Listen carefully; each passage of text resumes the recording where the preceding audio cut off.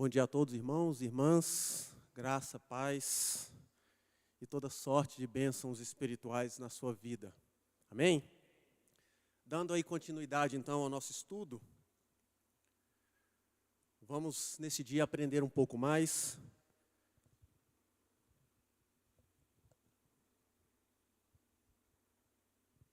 Nos apropriarmos mais do conhecimento da palavra de Deus nesta manhã. E eu convido os irmãos nesta manhã a abrir comigo em Efésios capítulo 6, versículo 12. Efésios 6, 12.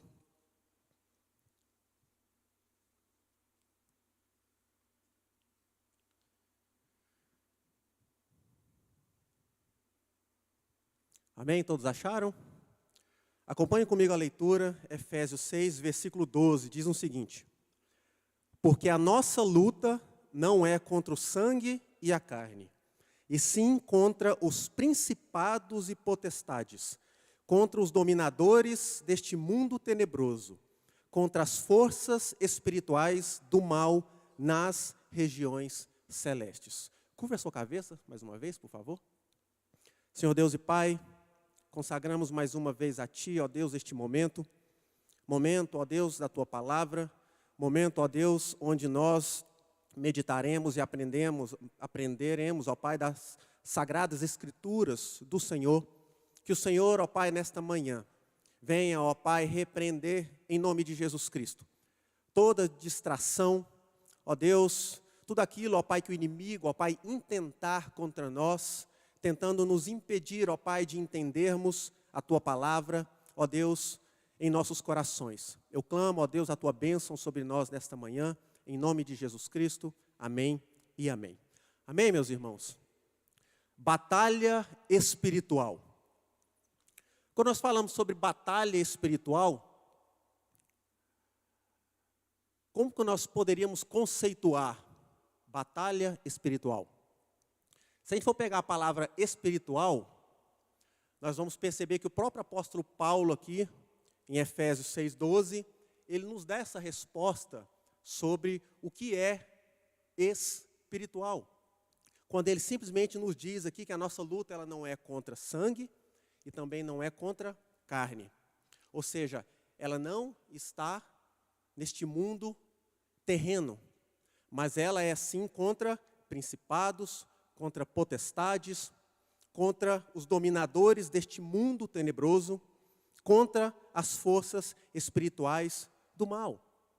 Vemos aqui então que ela não é terrena, ela é contra Satanás. Ela é contra os espíritos demoníacos. E o próprio apóstolo Paulo termina aqui o versículo 12, dizendo aonde é que ocorre essa luta.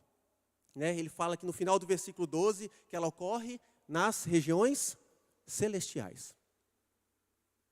Por isso ela é espiritual. Mas por que então uma batalha? Quando nós falamos em batalha, nós podemos conceituar a batalha como um combate entre forças armadas. Uma ou mais forças armadas. Batalha é o combate entre soldados. Batalha é o combate entre guerreiros. Batalha é o combate entre forças opostas ou forças oponentes. É por isso que o apóstolo Paulo, quando ele escreve à igreja em Tessalônica, lá em 2 Tessalonicenses, capítulo 2, versículo 3 e versículo 4. Olha o que o apóstolo Paulo escreve para eles. Diz o seguinte: ninguém de maneira alguma vos engane, porque não será assim sem que antes venha a apostasia.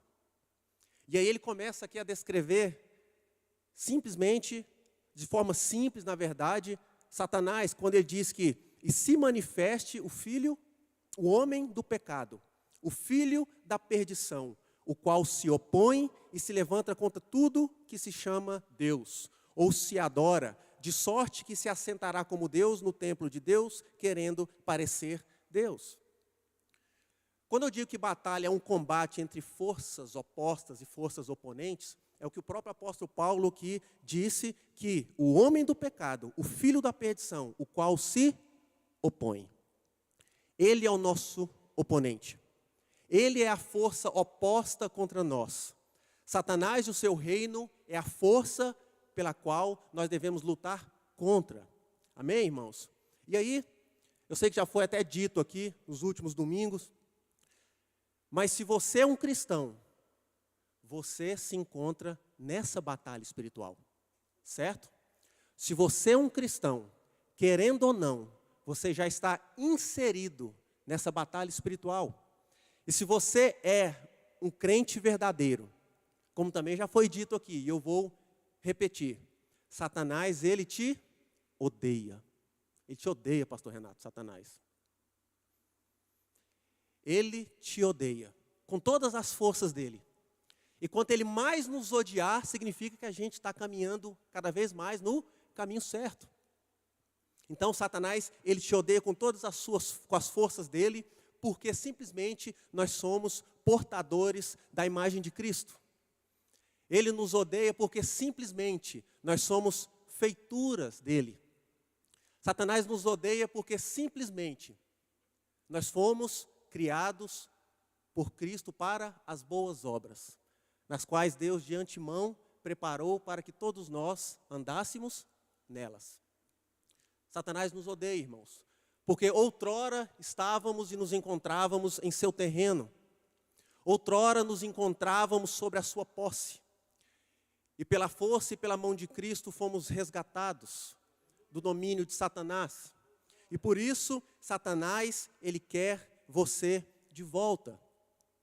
Da mesma forma como que ele quis fazer com Pedro, quando Jesus disse para Pedro o seguinte: Simão, Simão, esse que Satanás me rogou hoje para te peneirar como trigo. E é isso que Satanás quer fazer comigo e com você. Nos peneirar como trigo. Então, por tudo isso e mais, Satanás, ele nos odeia. Satanás, ele quer nos destruir porque Cristo está em nós. E porque nós estamos em Cristo. Mas uma coisa deve ficar clara também, irmãos, nas nossas mentes e bem pacificado quanto a isso, porque Satanás, irmãos, ele não deve ser temido. De que forma que eu estou dizendo isso? Nós não devemos temer a Satanás. Nós devemos ter cuidado com ele? Sim. Mas nós devemos temer a Deus. Amém? Não devemos temer a Satanás. Porque a palavra do Senhor nos garante que maior é o que está em nós do que o que está no mundo. E mesmo nós não devemos temer ele, nós também devemos saber que Satanás, ele não faz absolutamente nada sem que seja da permissão de Deus. Tudo que Satanás faz, todas as suas ações, é permissão de Deus. Ele é limitado pela permissão de Deus. Mas mesmo assim, nós não devemos menosprezá-lo, como o apóstolo Paulo também nos diz, para não menosprezar e nem desprezar aqui os seus desígnios.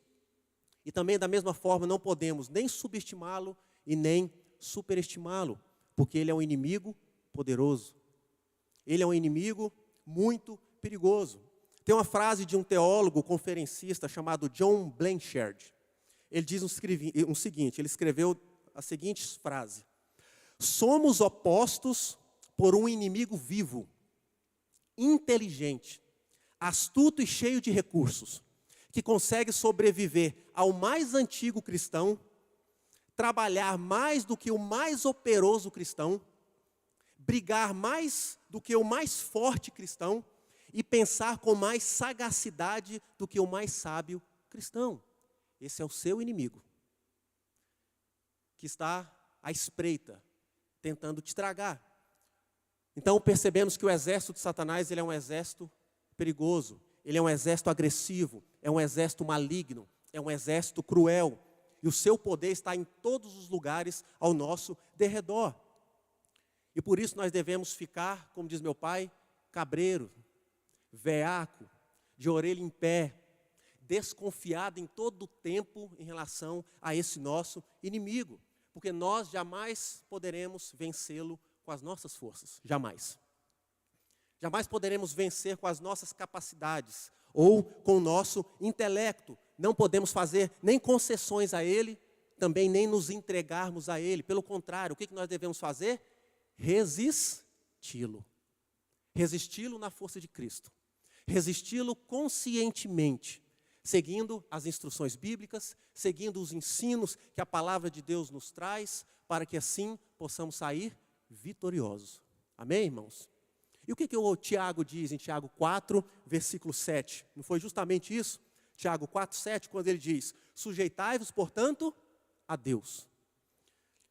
Mas resisti ao diabo, e ele fugirá de vós. Amém, irmãos? Então, diante dessa batalha, diante dessa luta em que nós estamos inseridos, dentro dessa luta, irmãos, o que está em jogo não é os seus bens materiais, não são os seus bens materiais. O que está em jogo aqui, meus irmãos, não é o seu carro, não é a sua casa. O que está em jogo aqui não é o seu emprego ou o seu dinheiro. O que está em jogo aqui, irmãos, é a vida e a morte. É isso que está em jogo nessa luta e nessa batalha. A vida e a morte dos seus filhos. A vida e a morte do seu casamento. A vida e a morte da sua família. A vida e a morte dos seus dons e talentos. A vida e a morte, irmãos, do seu ministério. É a vida e a morte da minha e da sua alma. É isso o que está em jogo. Amém, meus irmãos? Então, diante disso, vamos ver então as estratégias de Satanás. Mas antes disso, sei até que já foi comentado aqui também sobre a história do cavalo de Troia, que todos nós conhecemos. Quando os antigos gregos, eles infiltraram na cidade de Troia através de um gigante cavalo de madeira. E dentro desse cavalo de madeira haviam soldados inimigos. E quando as portas de Troia foram abertas, o cavalo entrou. E lá dentro, todos os soldados inimigos saíram. E Troia foi possuída, foi destruída pelos inimigos. Um presente realmente de grego. E é isso que Satanás tem para nós todos os dias. Presentes de grego. E muitos presentes de grego. Então é isso que Satanás faz. Do mesmo modo, Satanás nos ataca de forma enganosa e perspicaz.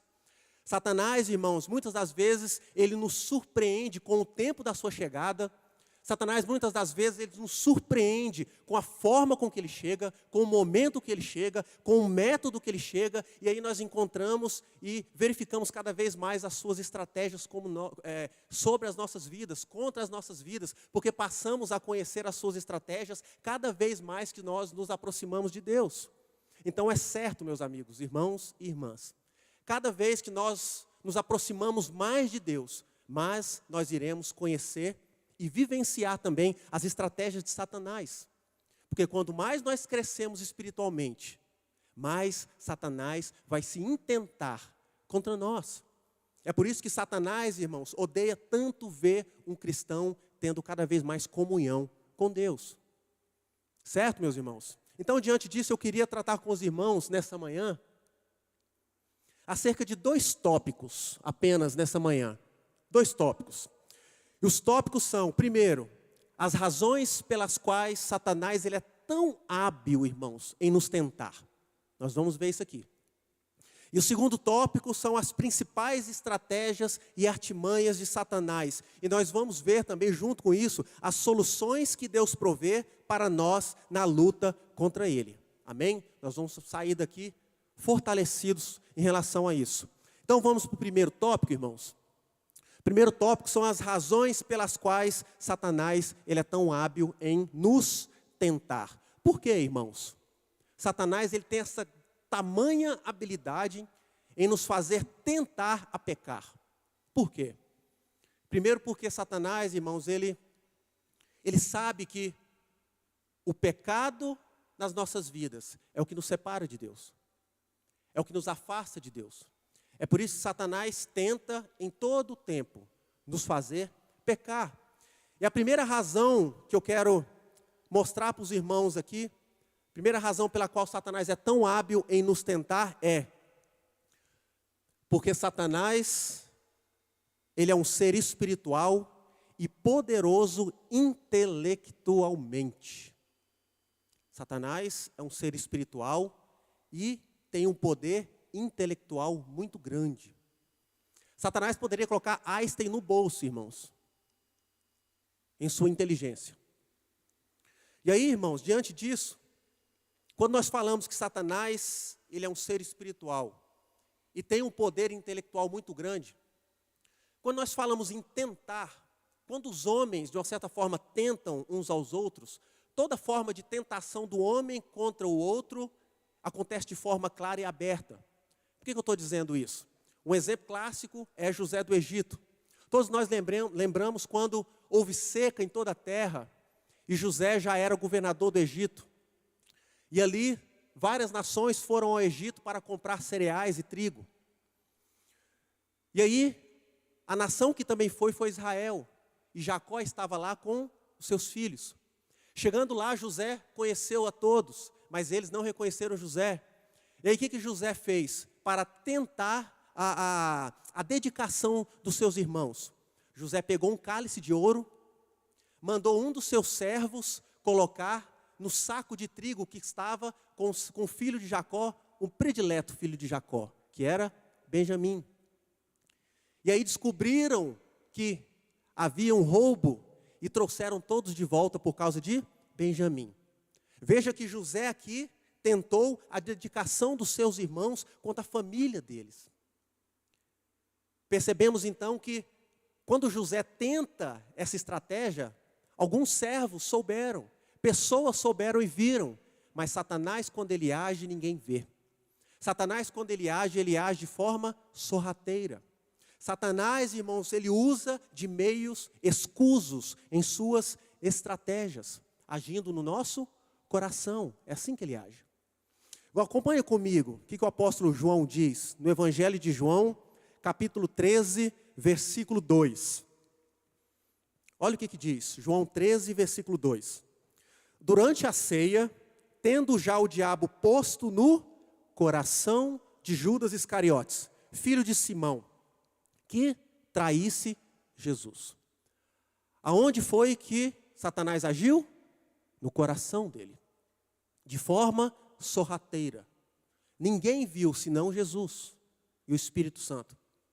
Mas, no livro de Atos, capítulo 5, versículo 3, diz o seguinte, Atos 5, 3. Então disse Pedro, Ananias, por que encheu Satanás o seu coração? Para que mentisses ao Espírito Santo, reservando parte do valor do campo. Satanás age de forma sorrateira, de forma escusa. Ele pode atingir e atacar diretamente a nossa mente, sem que nós, muitas das vezes, venhamos a perceber, para que nós venhamos a ceder às suas artimanhas. E por isso, irmãos, devido ao grande intelecto e astuto engano de Satanás, nós deveríamos ficar sempre desconfiados. Porque embora Satanás sendo um anjo caído, ele ainda é poderoso. Ele ainda é astuto. Ele ainda é enganador e intelectualmente superior, irmãos. Intelectualmente superior a todos nós. Certo? A segunda razão pela qual, irmãos, Satanás ele é tão habilidoso em nos tentar a pecar, é porque Satanás possui um reino de demônios. Um reino poderoso de demônios. Em Efésios, no texto que nós lemos, Efésios 12, diz que a nossa luta é contra potestades, contra principados, contra dominadores deste mundo tenebroso, contra forças espirituais do mal. Significa dizer que o exército de Satanás ele é poderoso e ele é numeroso. E aqui fica claro então que o número de anjos caídos é incontável. O número de anjos caídos é incontável. E olha o que o Senhor Jesus disse, irmãos, no Evangelho de Mateus. Mateus capítulo 12, versículo 25 e 26. Ele diz o seguinte. Jesus, porém, conhecendo-lhes os pensamentos, disse, todo reino dividido contra si mesmo ficará deserto. E toda cidade ou casa dividida contra si mesma não subsistirá. Se Satanás espelha a Satanás, dividido está contra si mesmo. Como, pois, subsistirá o seu reino? Ou seja, irmãos, Jesus aqui está deixando claro e nos dizendo que o reino de Satanás, ele não está dividido. Não está. Por mais que nós achemos que o reino de Satanás é dividido, ele não está dividido. E que é um reino, irmãos, com propósitos unificados. Você quer um exemplo disso? Todo o inferno e todo o reino de Satanás, ele odeia a glória de Deus. Mais exemplos? Todo o inferno e todo o exército de Satanás nos odeia por sermos portadores da imagem de Cristo. Por termos a nossa alegria em Cristo. Ou seja, os objetivos e os propósitos do inferno, irmãos, são unânimes. Unânimes. Então, irmãos, da mesma forma em que os anjos do céu se alegram com um pecador que se arrepende, lá no inferno, todo o inferno se alegra com um pecador que é destruído. Infelizmente. Certo? Então, a terceira razão pela qual Satanás é tão hábil em nos tentar. Primeiro foi porque ele é um ser espiritual e poderoso intelectualmente. Segundo, porque ele possui um reino de demônios e porque Satanás, ele junta as sugestões dele com a nossa mente corrompida. Corrompida. No Salmo 73 nós conhecemos o Salmo de Asaf, né? Quando o autor ali, ele conta o seu testemunho, que ele quase caiu, porque ele, de uma certa forma, invejou a vida dos ímpios. Como ele mesmo escreve, onde os seus pés quase se resvalaram. Por que Satanás faz isso, irmãos? Por causa das sugestões sutis de Satanás nas nossas mentes, que se mistura com a nossa mente e a nossa natureza, que é corrompida. Ou seja, Satanás, ele é mestre em sugerir que a gente venha a acreditar naquilo que nós queremos crer, ao invés de crer na verdade que é a palavra de Deus. Sabe o que Satanás faz, irmãos? Satanás é o mestre do engano. Toda a ação de Satanás tem por fundamento o engano. É o que ele mais sabe fazer, enganar. Sabe o que ele faz muitas das vezes conosco? Com os seres humanos? Satanás, ele inventa uma mentira, a primeira. Ele inventa uma mentira completamente grotesca para os seres humanos. Uma mentira grotesca que todos nós, qualquer um de nós, não precisamos ser cristãos. Até o ímpio, quando olha, ele vê, isso está errado. Isso é demoníaco. Isso é do inferno. É impossível acreditar numa coisa dessa. Mas Satanás sabe disso. E ele sabe o que ele faz? Ele cria uma segunda mentira. Sequência dessa primeira mentira. E essa segunda mentira é uma mentira muito sutil. É uma mentira muito parecida com a verdade. E aí todos aqueles que viram aquela mentira primeira, grotesca, que ninguém acreditou, vê a segunda mentira, que parece uma verdade, e as pessoas começam a acreditar nessa segunda mentira, que parece uma verdade. E aí as pessoas continuam na mentira. As pessoas continuam no engano. É isso que Satanás faz. E aí eu separei aqui 4 tipos de pessoas, para a gente ter uma noção do que Satanás faz. Eu separei aqui o ateu, eu separei aquele irmão convicto, eu separei o cristão nominal e o verdadeiro crente, o verdadeiro cristão. Quando Satanás ele age na vida do ateu, sabe o que Satanás sugere, meus irmãos? Que adorar a Deus seja uma muleta para os de fraco entendimento. É isso que os ateus creem. Que você esperar em Deus, confiar em Deus, adorar a Deus é uma muleta para aqueles que são fracos de entendimento. É por isso que nós vemos tantos cientistas, pessoas hiper, mega inteligentes, que são ateus. E quando Satanás pega aqueles convictos, sabe o que Satanás sugere para eles? Sugere que basta um pouco de religião. Sabe aquele irmão que diz assim, eu já dizimo, eu frequento os cultos de segunda-feira aqui na Nova Vida. Tem muita gente que nem vem, mas eu venho ao culto de segunda-feira. São aquelas pessoas tão convictas da sua religião, mas completamente ausentes de Deus. Sem Deus em suas vidas. E o terceiro tipo de pessoa que Satanás pega é o cristão nominal. onde Satanás sugere para ele que basta apenas ter uma fé intelectual. Ou seja, é o tipo de pessoa que Satanás inculca na mente dele. Só basta ter uma fé intelectual, só basta ter a sua fé na sua mente. Você não precisa praticar isso. E aí a quarta pessoa, tipo de pessoa que Satanás age, é sobre as nossas vidas. Nós, cristãos verdadeiros. E sabe o que Satanás sugere para nós, irmãos? Que aqueles que estão lá no mundo, eles não sofrem tanto como nós.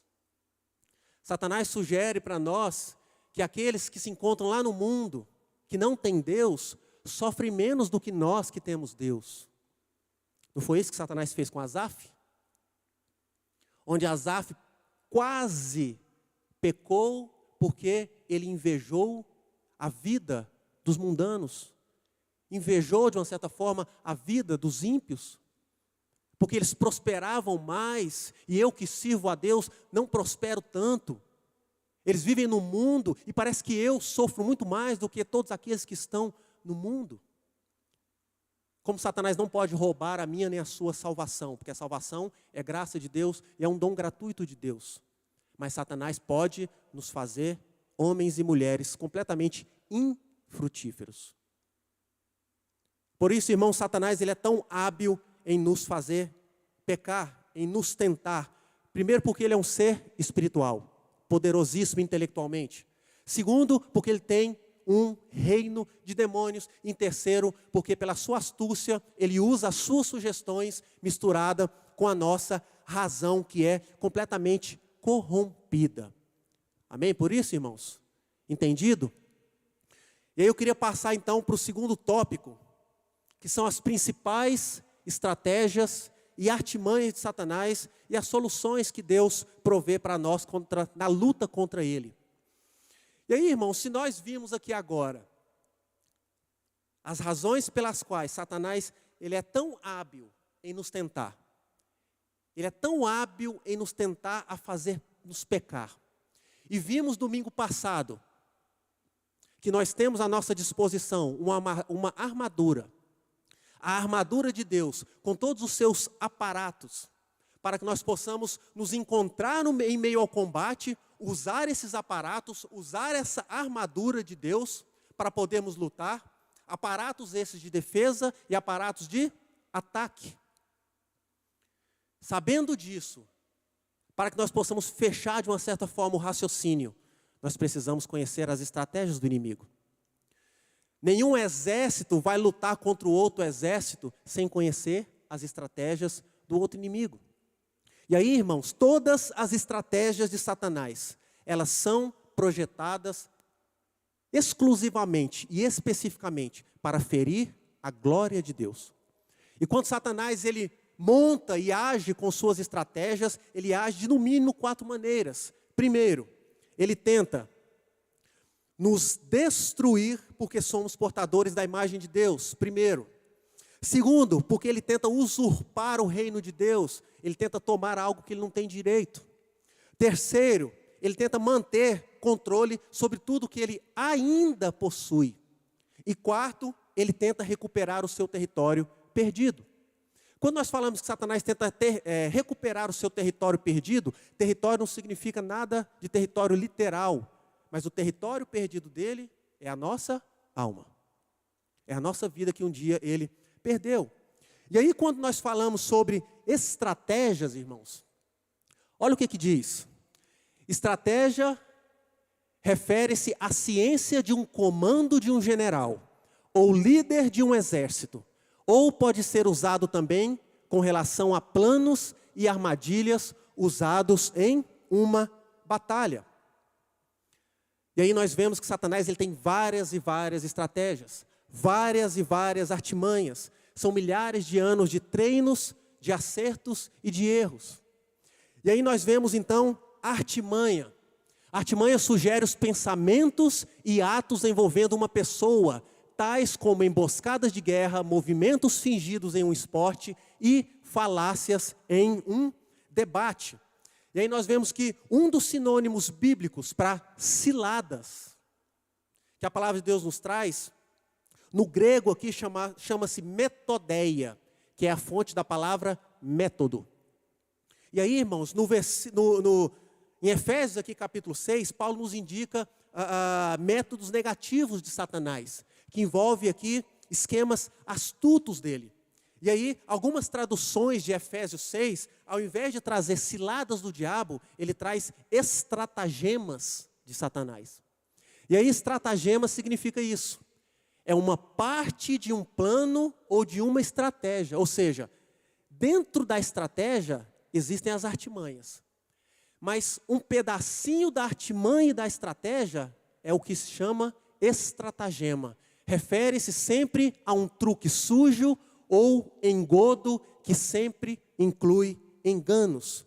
Daí que nós vemos que artimanhas, engodos, esquemas, estratagemas, tudo carregam o mesmo significado. As ações estratégicas de Satanás. Então, da mesma forma que é imprescindível que um exército, ele conheça sim as estratégias do inimigo. Todos nós que somos cristãos, que pertencemos ao exército de Cristo, que pertencemos ao reino de Deus, devemos e temos que conhecer as estratégias do inimigo. E então, falando aí de estratégias e artimanhas de Satanás, vamos ver dentre essas estratégias aí, apenas 3 estratégias. Existem mais? Sim, mas eu separei pelo menos 3 estratégias, as principais que Satanás usa contra nós. A primeira estratégia que nós vamos ver é que Satanás ele procura nos atrair ao pecado. A segunda estratégia de Satanás é que Satanás tenta nos impedir as nossas disciplinas espirituais. E a terceira estratégia de Satanás, ele tenta atrapalhar a nossa santificação. Então, adentrando agora, irmãos, nas estratégias de Satanás. E aí eu vou apresentar para os irmãos as 3 estratégias. E cada estratégia que eu apresentar aqui, eu vou apresentar de forma concomitante as soluções bíblicas e as soluções que Deus nos oferece para podermos vencer essas estratégias. Amém? Então vamos para a primeira estratégia de Satanás. Satanás nos seduz ao pecado. Satanás, ele tenta nos seduzir ao pecado. Irmão, Satanás, ele faz o seguinte com a gente. Ele mostra a isca sem mostrar o anzol. Satanás, ele chega diante de nós, balançando e nos mostrando a isca. Mas ele não mostra porque ele esconde o anzol. E aí, quando nós nos encontramos fracos, é onde Satanás mais nos tenta, e nós, pelas nossas fraquezas, enxergamos o fruto, enxergamos o prazer que ele nos oferece, mas não conseguimos enxergar o anzol. E aí é onde, com a nossa fraqueza, nós abocanhamos o fruto e o anzol nos pega. Não foi isso que Satanás fez, irmãos, com Adão e Eva? Satanás, ele ofereceu para Adão e Eva um pedaço de fruta em troca do paraíso. Satanás, ele nos oferece a fruta do prazer e do pecado e esconde o seu anzol. E aí é onde ele nos fisga. O anzol do pecado envolvido no fruto, ele levou toda a humanidade ao pecado e à morte. Satanás fez isso lá no início? Fez. Ele continua fazendo? Continua. Vai continuar fazendo? Vai. Porque essa estratégia sempre dá certo. Infelizmente. E aí, irmãos, diante dessa primeira estratégia de Satanás, Deus, glórias a Deus por isso, porque Ele nos oferece soluções contra essa estratégia de Satanás. Olha, a primeira solução que Deus nos oferece é um ditado, mas que poderia estar escrito na Bíblia, que é um ditado certeiro, irmãos. Não brinque com fogo. Não brinque com fogo. Se você, meu irmão, se você, minha irmã, conhece, sabe de uma determinada fraqueza sua, não brinque, irmãos, com essa fraqueza. Se você sabe, irmãos, que você é fraco em uma determinada área, não brinque com a sua fraqueza. Não brinque com o pecado. Não ache que você vê o abismo lá do outro lado. Não pense que você pode caminhar, irmãos, beirando esse abismo. Não faça isso. Exemplos que eu posso dar é que, se você às vezes sabe ou acha que você é fraco em relação a bebidas, por exemplo, não beba, irmãos. Não invente de beber bebida alcoólica. Às vezes, se você vê na sua família, que sua família é de alcoólatra, que você tem essa fraqueza na sua vida, não invente de mexer com isso. Beber bebida alcoólica é pecado? Não, a Bíblia não condena beber bebida alcoólica. O que a Bíblia condena é se embriagar. Mas eu não induzo nem a ninguém a experimentar a bebida alcoólica. Então, se você sabe dessa sua fraqueza, não se envolva com isso. O que mais? Para as mulheres agora. Mulheres que gostam de ir no shopping, gastar um pouquinho. Mulheres que gostam de ir ao shopping, que é apaixonada em sapatilhas, em sandálias. Aí você foi semana passada lá no shopping e viu uma sandália, uma sapatilha que você tanto é apaixonada, R$900. Aquela sapatilha. Você é doida para comprar aquela sapatilha, irmã. E Satanás sabe disso, que você é apaixonada, porque você toda hora está no Instagram olhando o preço de sapatilhas, promoções de sapatilhas. Depois eu vou indicar um filme para todo mundo assistir no Netflix, viu? Aí, irmãs, vocês vão lá e ver a sapatilha. Aí vocês foram lá hoje e viram que a sapatilha, a sandália, está de promoção, R$829. R$71 de desconto, Leidiane. Aí você está com o cartão e mete o cartão. 10 de R$81. 10 de R$81 não, é? 10 de R$81. E leva a sapatilha. O consumismo é pecado, irmãs. Sabe qual que é o meu conselho para você, irmãs? Ou você não vai, ou se você for, deixa os cartões em casa. Saca lá R$50 ou R$100 e leva. Compra lá um Burger King e come. Mas quando você estiver na frente da loja, você vai procurar o cartão, cadê? Não está aqui, você vai embora e não compra. Olha que bênção. Sugestões. E agora uma sugestão para os homens. Isso aqui é a mais fraqueza dos homens.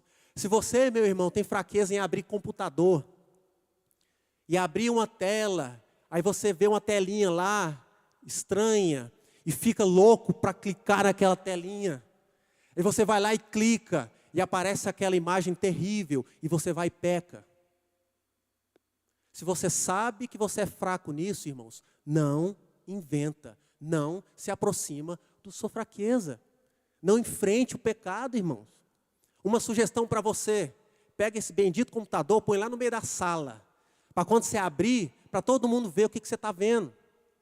Aí a não ser que você for louco e demente para clicar lá e aparecer as coisas.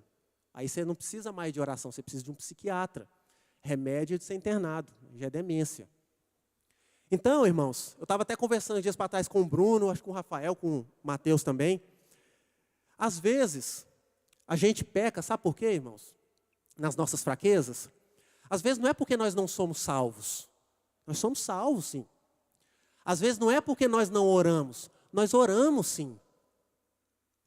E ainda assim, mesmo sendo salvos, mesmo orando, frequentemente a gente ainda cai naquela fraqueza, a gente ainda cai naquele pecado. Sabe por quê, irmãos? Falta de sabedoria. Simples assim. Não é porque você não é salvo e porque você não ora. Você é salvo, você ora, mas você cai todas as vezes. É falta de sabedoria. Não enfrente o pecado. O pecado não foi feito para ser enfrentado. O pecado foi feito para a gente fugir. Fuja do pecado. Então conheça, irmãos, as suas áreas que você tem fraqueza e fuja delas. Olha o que a palavra do Senhor nos diz em Provérbios. Provérbios capítulo 5, versículo 8. Provérbios 5, 8. Ele diz o seguinte. Provérbios capítulo 5, versículo 8. Ele diz o seguinte: afasta o teu caminho da mulher adúltera, e não te aproximes da porta da sua casa.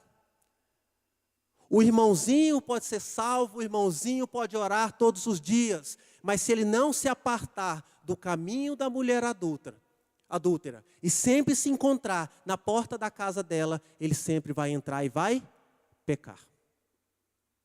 Então, é a primeira solução para a minha vida e para a sua vida: não brinque com o fogo. Segunda solução bíblica que Deus nos traz: fique ativamente envolvido na igreja. Fique ativamente envolvido com a igreja. Isso aqui é bênção, irmãos. Não estou dizendo para você ser um ativista dentro da igreja, não é isso.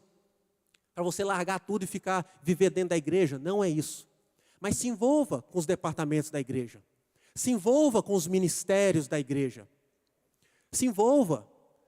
O Ministério de Boas-Vindas está precisando de casais. Se envolva.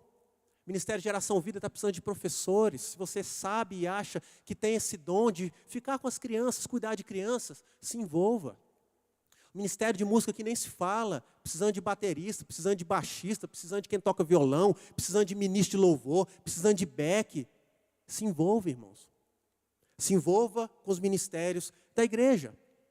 Já dizia o ditado que mente vazia é oficina do diabo. É um ditado, mas é um ditado certo. Olha o que a palavra do Senhor nos diz, irmãos, em 2 Samuel. 2 Samuel, capítulo 11, versículo 1. É um texto que todos nós conhecemos. 2 Samuel, capítulo 11, versículo 1. Diz o seguinte: decorrido um ano, no tempo em que os reis costumam sair para a guerra, enviou Davi a Joabe e seus servos com ele, e a todo o Israel, que destruíram os filhos de Amon e sitiaram Rabá. Porém, Davi ficou em Jerusalém. E aqui nós conhecemos a sequência da história, a tragédia que foi na vida de Davi, a desgraça que foi que virou a família de Davi, porque ele se encontrava simplesmente ocioso. Simplesmente porque Davi era para estar em batalha, e ele simplesmente resolveu ficar em casa.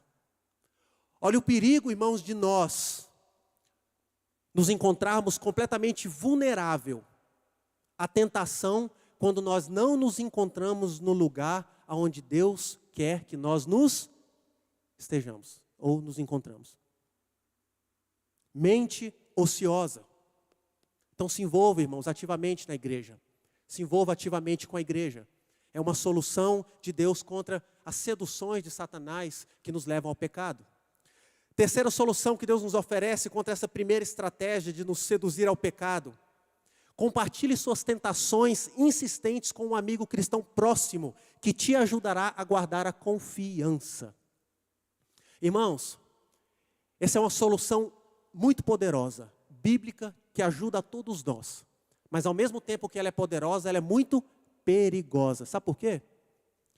Porque você não pode buscar conselho e você não pode se abrir com qualquer um. Não estou dizendo da maldade das pessoas. Eu estou me referindo aqui à falta de maturidade dos nossos irmãos e irmãs. Que às vezes você confessa um pecado, às vezes você procura um conselho, e por falta de maturidade do irmão ou da irmã, você é mal aconselhado, você é mal exortado, você é mal admoestado. E com isso, todos saem prejudicados e machucados. Então procure alguém maduro, alguém que você confie, para confessar os seus pecados, para pedir conselhos.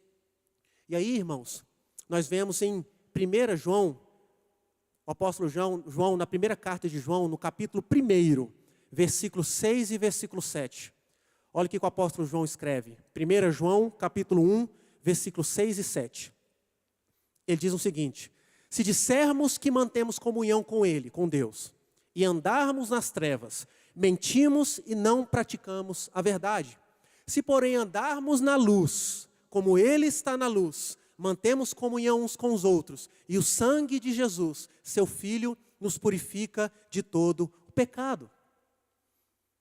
Como o pecado ele cresce em nós de forma oculta, como o pecado ele cresce se arraigando na nossa alma, no nosso coração, na nossa mente, de forma secreta, todas as vezes que nós trazemos os pecados nossos à luz, todo o poder do pecado ele tende a enfraquecer. A enfraquecer nas nossas vidas, fazendo com que nos tornemos mais responsáveis, fazendo com que nos tornemos mais diligentes quanto ao pecado, diligentes quanto às nossas fraquezas, e buscando assim, conseguindo assim, mais força de Deus, mais fortalecimento de Cristo, mais retidão e mais santidade. Amém, irmãos? Conhecemos a primeira estratégia de Satanás e as soluções que Deus nos traz. Vamos para a segunda estratégia de Satanás. Satanás, ele nos impede nas nossas disciplinas espirituais. Satanás, irmãos, tem um poder muito grande de fazer com que a gente venha focar na dificuldade que é de praticar as disciplinas espirituais. Quais as nossas principais disciplinas espirituais? Orar, ler a Bíblia, jejuar, ter comunhão com os irmãos. Disciplinas espirituais essas que são essenciais para o corpo de Cristo, que são essenciais para cada um de nós, para que possamos caminhar de forma saudável. E Satanás, ele é mestre em fazer com que a gente foque na dificuldade que é em praticar essas disciplinas espirituais. Sabe uma coisa que Satanás é mestre em colocar na nossa mente, irmãos, quanto a isso? Eu já vi pessoas dizendo isso para mim, o seguinte: se for para não fazer direito, é melhor nem fazer. Realmente, se você for para não fazer direito, irmãos, a obra de Deus, que você não faça. Mas Deus não está preocupado, irmãos, em você mostrar para Deus uma perfeição na obra dele. Deus não quer que você mostre para Ele e trabalhe com Ele no reino de Deus de forma perfeita, porque Ele sabe que somos imperfeitos. O que Deus quer de nós é que venhamos a nos dispor de coração para a obra e para o reino de Deus, porque é assim que Deus vai nos usar. Deus, ele não quer homens e mulheres capacitados, é Deus quem capacita os seus filhos para a obra dele, da forma que Ele quer, do modo que Ele quer. Amém? Então essa é a segunda estratégia de Satanás, de tentar nos impedir de praticar as nossas disciplinas espirituais. Mas graças a Deus, porque Deus também tem soluções contra essa estratégia maligna de Satanás. Olha a primeira solução bíblica que Deus nos traz. Contrabalanceie esse raciocínio satânico e abalador ao focar a ordem de Deus de usar as disciplinas espirituais. Vixe, ficou difícil, né? Para a gente entender. Ficou, não ficou, Rubinha? Contrabalanceie a ação de Satanás e foque na ordem de Deus. Qual que é a ordem de Deus? Praticar as disciplinas espirituais. O que Satanás faz? Tenta nos impedir, certo? Então eu vou dar um exemplo aqui para a gente entender de uma forma mais fácil. Há uns 7, 8 anos atrás, eu fui induzido por aquele camarada ali, ó, Bruno Bicudo, a estudar para concurso público. E aí eu coloquei na minha mente que eu queria estudar para concurso público. Só que havia vários anos que eu não sentava em frente a uma mesa, pegava livro para ler ou em frente ao computador para estudar. Eu sabia que eu não iria conseguir de primeiro ficar horas estudando para poder passar no concurso público. Então qual foi a estratégia? Eu comecei 20 minutos, meia hora por dia, durante um mês mais ou menos. Eu lembro que eu peguei uma matéria só, que foi Direito Administrativo, lembro até hoje. Direito Administrativo.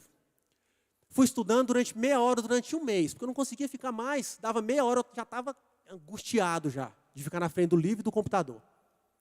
Mas ao passo que eu continuei, depois de um mês, eu consegui estudar 40, 50 minutos. Depois de 3, 4 meses, já peguei 2 matérias, e já estava estudando 1 hora. Depois de 6 meses, já estava estudando 3, 4 matérias, já estava estudando 3, 4 horas por dia, até chegar um ponto, antes de eu passar, que eu chegava em casa, eu saí do trabalho 4 horas, chegava em casa mais ou menos às 4h30, começava a estudar às 6 horas da tarde e parava lá para as 11 horas, meia-noite todos os dias, até eu passar no concurso. Eu dou glória a Deus por isso, porque foi graça de Deus. Então, irmãos, da mesma forma, às vezes nós tentamos orar, aí você é daqueles que fica 5 minutos lá tentando orar, já não sabe nem o que falar mais para Deus. Não consigo orar não. Não sei nem o que falar mais. Não, orar não é para mim não. Às vezes você pega a Bíblia, folheia a Bíblia, lê um versículo, já está morrendo de sono e quer dormir. Não, você tem de ler a Bíblia, não é comigo não. Às vezes você tem que jejuar e diz, nem jejuar, não largo mão, não abro mão do meu café da manhã. Pastor Renato não abre mão de jeito nenhum. Meu café da manhã não. Meu conselho para você, irmãos, perseverem em oração. Persevere na leitura da palavra. Persevere em jejuar. Nem que você ore todos os dias durante meia hora, 5 minutos. Eu te garanto que daqui a um mês você vai estar orando 10. Eu te garanto que daqui a uns 2, 3 meses você vai estar orando meia hora por dia. Eu te garanto que daqui a um ano você vai estar orando mais de hora por dia. Se você não consegue ler às vezes um versículo da Bíblia por dia, persevere. Não desista. Que eu te garanto que daqui a um tempo, se você não desistir, você vai estar lendo um capítulo, meditando naquele capítulo, estudando aquele capítulo e sendo fortalecido. Amém, irmãos? Disciplinas espirituais. E aí, irmãos, quando nós fazemos isso, isso vai proporcionar em nós benefícios maravilhosos internos à nossa alma, que vai nos fazer prosperar em Cristo Jesus e vencer essa estratégia de Satanás, que tanto intenta contra a prática das nossas disciplinas espirituais. Amém, irmãos? Então, segunda solução que Deus nos oferece contra essa segunda estratégia de Satanás, ao nos aproximarmos de Deus, temos que focar em sua santidade. Foque na santidade de Deus, irmãos. Foque. Quando a palavra do Senhor nos diz sobre dardos inflamados do maligno, não sei se os irmãos já teve, do nada assim, aqueles pensamentos terríveis, de morte, de destruição, pensamentos às vezes até blasfemos contra Deus, terríveis. Quando você se pega, que loucura que é essa que eu pensei? São dardos inflamados do maligno, que são jogados, irmãos, constantemente contra nós. Satanás, ele não dá trégua. Constantemente existem dardos inflamados do maligno contra nós. É por isso que nós aprendemos sobre a armadura de Deus e vimos alguns aparatos e algumas ferramentas ali que nós temos contra as estratégias de Satanás, contra as astúcias de Satanás. É por isso que nós temos o escudo da fé, que nos protege contra esses dardos inflamados. É por isso que nós temos o capacete da salvação, que não haverá flecha que alcance a sua mente, se você estiver coberto das armaduras de Deus. É por isso também que nós aprendemos sobre oração, como orar, a forma certa de orar, e que dentro do modelo correto de oração nós aprendemos a confessar os nossos pecados. E aí, quando nós confessamos, irmãos, os nossos pecados em relação àqueles pensamentos que tanto vagueiam a nossa mente, quem aqui, irmãos, quando está em oração, não se pega às vezes pensando numa coisa que não tem nada a ver com aquilo que você estava orando? Eu sou assim direto. Direto, quando eu estou em oração, do nada minha mente começa a virar para um lado assim, quando eu me pego. Que loucura que é essa? Eu estou pensando lá numa conta que eu tinha que pagar. Eu estou pensando num problema lá não sei das quantas. Espera aí, cadê meu foco na oração? Satanás, ele tem esse poder de nos desvirtuar, de fazer com que a nossa mente vagueie durante a nossa oração. É por isso que nós devemos resistir na força do Espírito e prosseguirmos quanto às nossas disciplinas espirituais. Amém, irmãos? Não desista.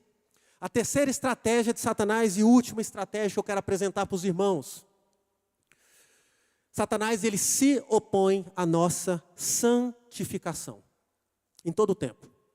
Satanás, ele vai fazer de tudo para tentar diminuir a minha e a sua obediência ao Evangelho. Porque uma vez que nós fomos salvos, nós entramos no processo de santificação.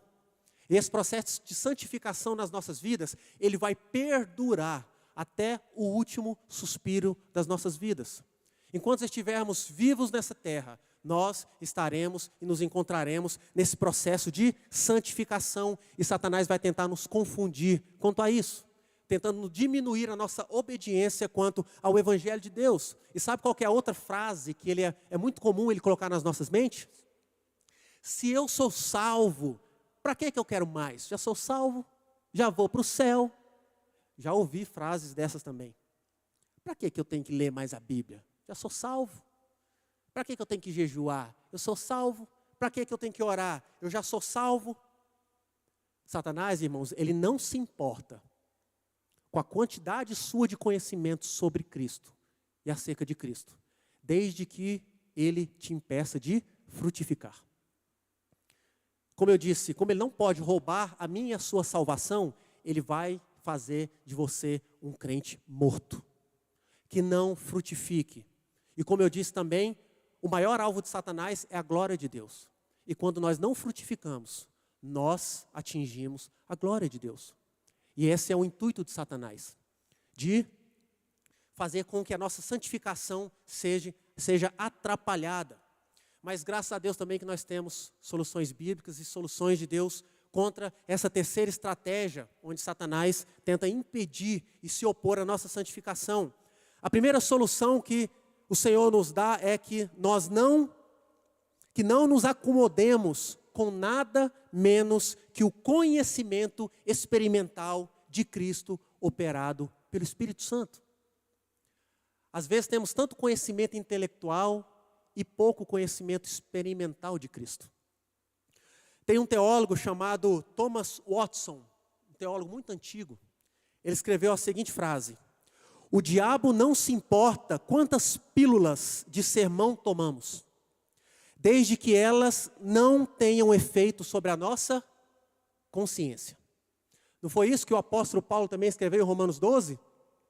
Rogo-vos pela transformação da vossa mente, porque com a nossa mente transformada, nós vamos experimentar a boa, a agradável e a perfeita vontade de Deus.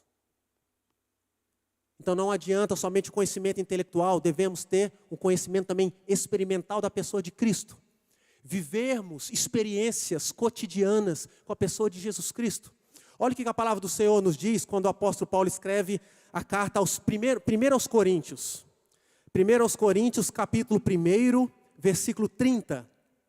Ele diz o seguinte: mas vós sois dele, em Cristo Jesus, o qual se nos tornou, da parte de Deus, sabedoria, justiça, santificação e redenção.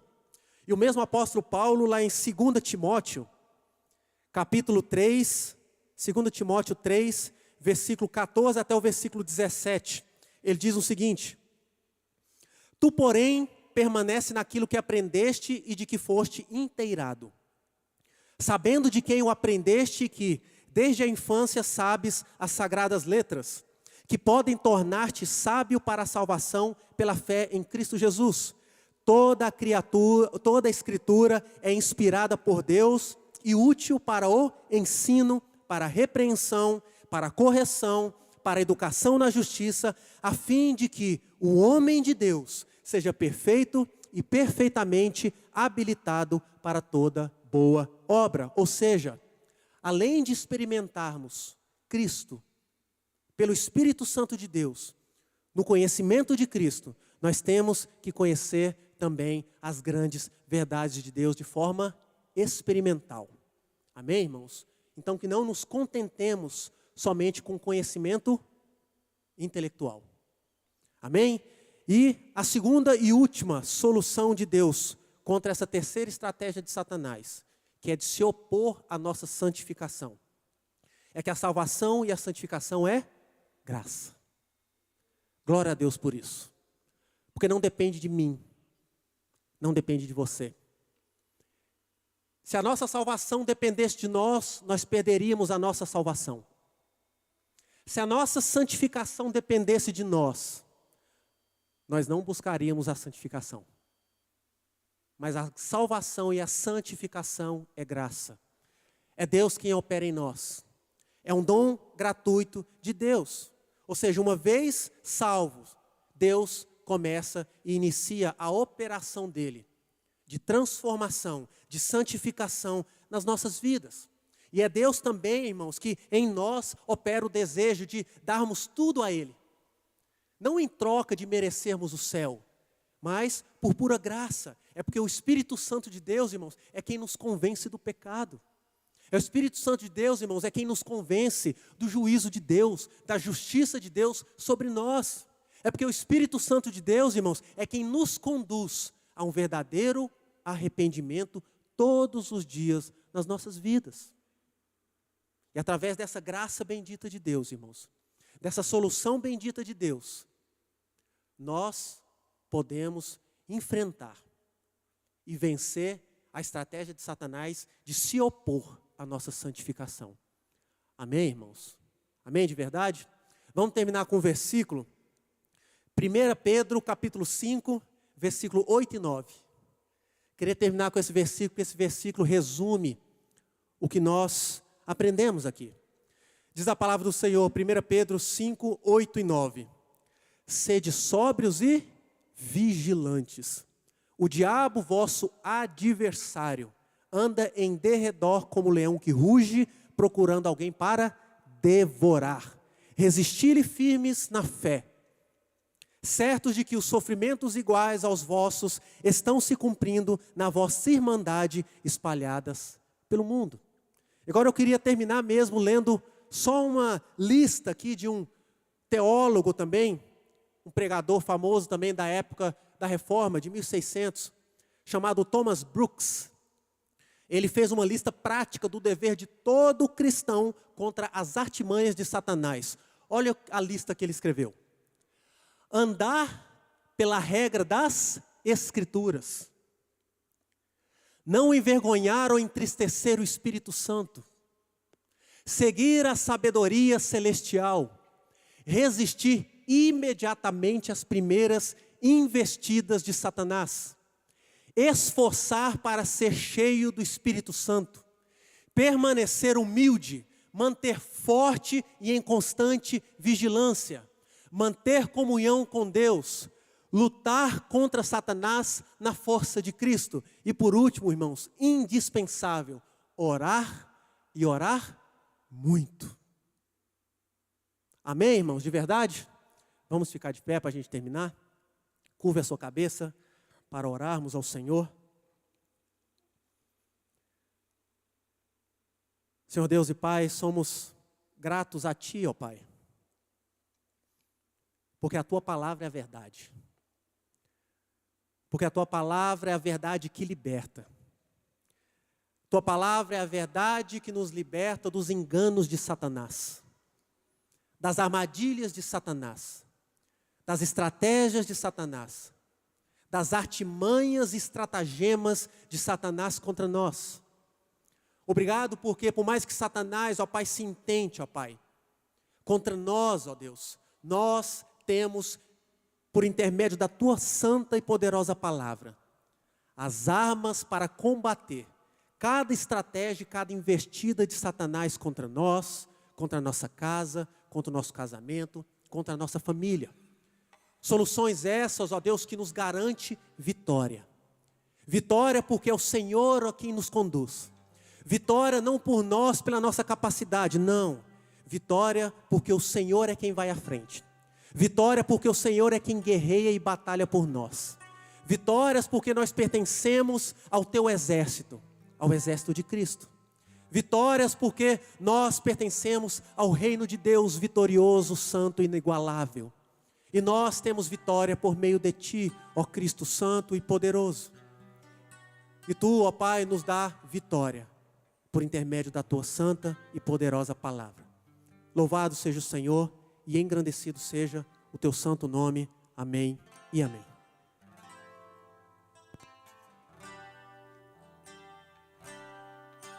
Já estou crucificado,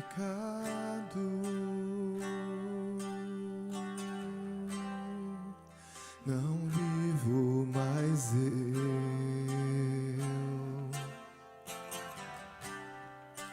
estou longe do mundo, mais perto de Deus. Eu vi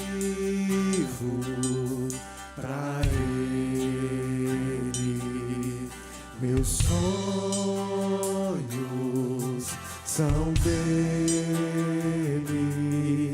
eu canto a mensagem da cruz.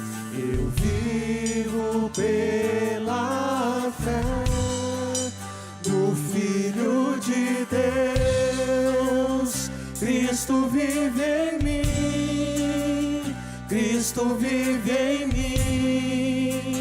Não vivo mais eu, mas Ele em mim.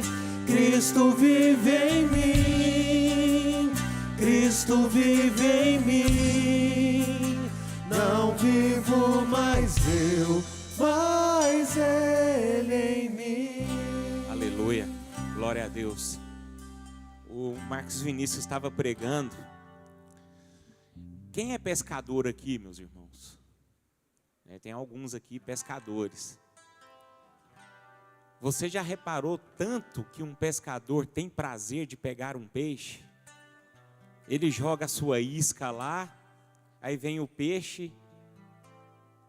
E você já percebeu que você nunca fica satisfeito quando você só pega um peixe? Quanto mais você pega, mais você quer pegar. É exatamente o que Satanás faz, viu, Vinícius? Você já viu tanto que você fica feliz em pegar um peixe?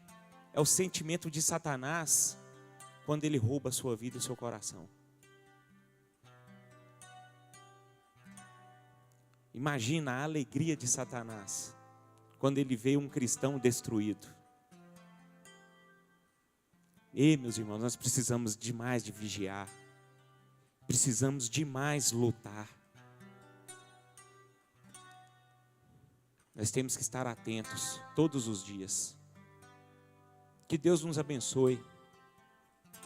Que essa palavra fique guardada no seu coração. Ouvir a gente ouve, meus irmãos. E creio eu que a gente ouve muito.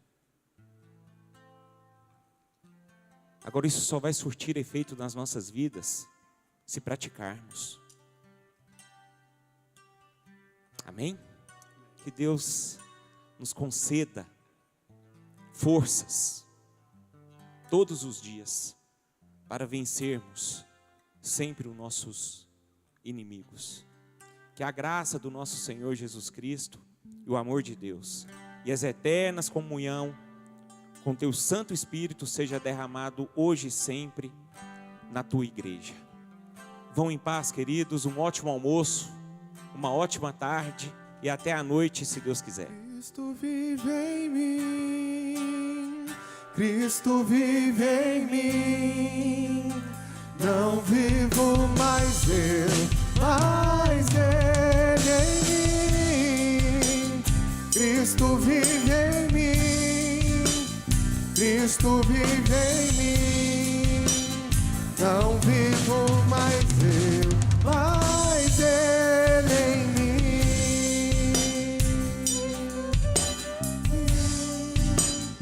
Cristo vive em mim. Não vivo